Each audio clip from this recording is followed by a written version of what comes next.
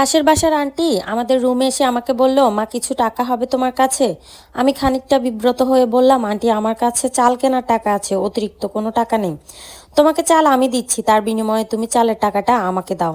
ভদ্রমহিলা উদ্বিগ্ন দৃষ্টি নিয়ে আমাকে কথাগুলো বলে রুম থেকে বেরিয়ে যায়।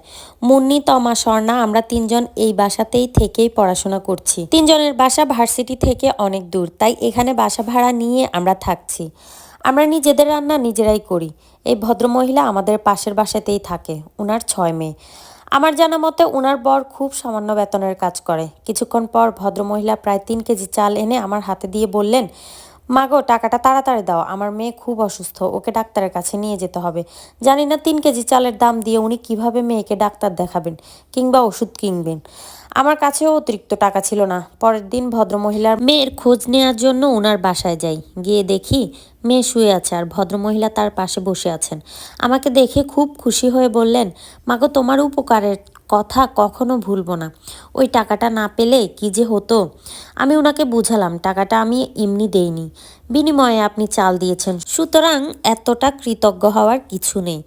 উনি আমাকে মেয়ের পাশে বসিয়ে হুট করে বেরিয়ে গেলেন। আমি বাচ্চাটার মাথায় হাত বুলিয়ে দিয়ে বললাম, কেমন আছো?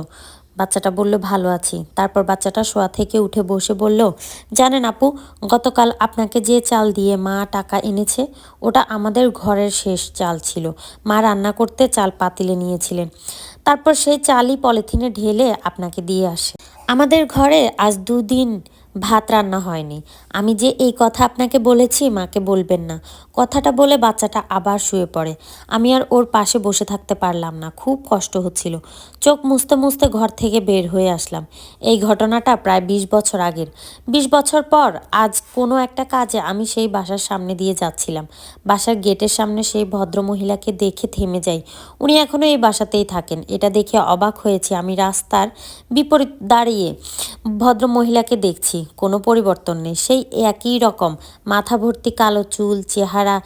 কাছে গিয়ে সালাম দিয়ে খোঁজ খবর নিলাম। কথা বলার এক পর্যায়ে উনি আমার মাথায় হাত রেখে বলল, সেই দিনের কথা আমার সারা জীবন মনে থাকবে মা। তুমি হয়তো জানো না, আমার বাচ্চারা জীবনের প্রথম ওই সময় 2 দিন না খেয়েছিল, আর সেটা আমাকে সহ্য করতে হয়েছে।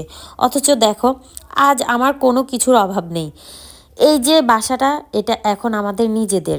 আমার সেই মেয়েটা আজ একজন ডাক্তার। জানো মা, ধৈর্য শক্তি এমন এক জিনিস, যদি ধৈর্য ধরতে পারা যায় তবে বেঁচে থাকতেই এর ফল দুনিয়াতে ভোগ করা যায়।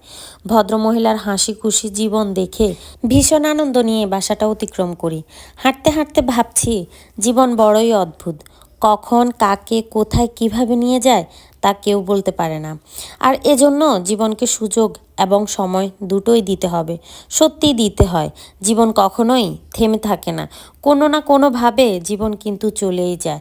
হয়তোবা আমরা বুঝতে পারি না, আমরা ধৈর্যহারা হয়ে যাই।